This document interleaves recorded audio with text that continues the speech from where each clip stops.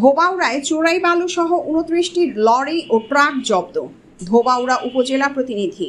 ময়মনসিংহের ধোবাউড়ায় শুক্রবার ভোরে নিতাই নদী থেকে অবৈধভাবে উত্তোলিত চোরাই বালু পরিবহনের সময় ১৪টি লরি ও ১৫টি ট্রাক জব্দ করেছে উপজেলা প্রশাসন।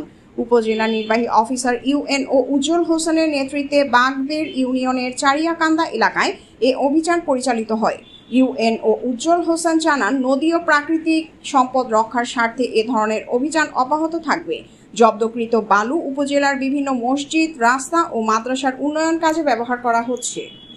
দেখেন, আপনারা সকলে জানেন যে ধোবাউড়া সীমান্তবর্তী পাহাড়ি এলাকা নিতাই নদী আমাদের একমাত্র নদী, যেখান থেকে প্রতিনিয়ত বালু চুরি যাচ্ছে, বালু চুরি করি। কিন্তু আমাদের অভিযান, প্রশাসনের অভিযান কিন্তু প্রতিদিনই আছে। আমরা ২৪ ঘন্টায় অভিযান চালাচ্ছি।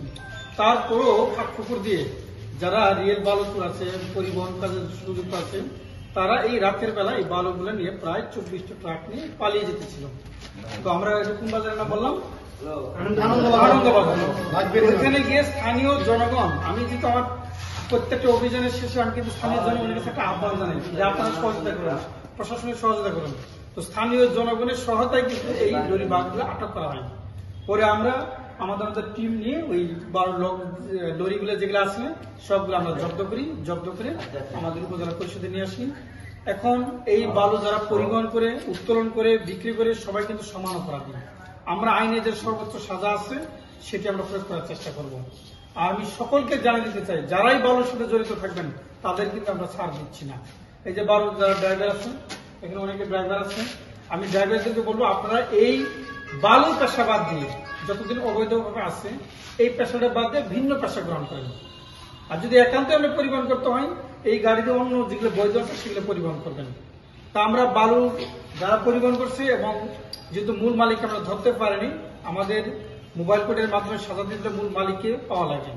যেহেতু পাই নাই, এখন আমরা এই গাড়ি এবং বালু দুটি আমরা সিজ করছি। বালু যেটা পাবো সেটা আমরা মসজিদ, মাদ্রাসা, মন্দির, সরকারি কাজে আমরা বিতরণ করবো।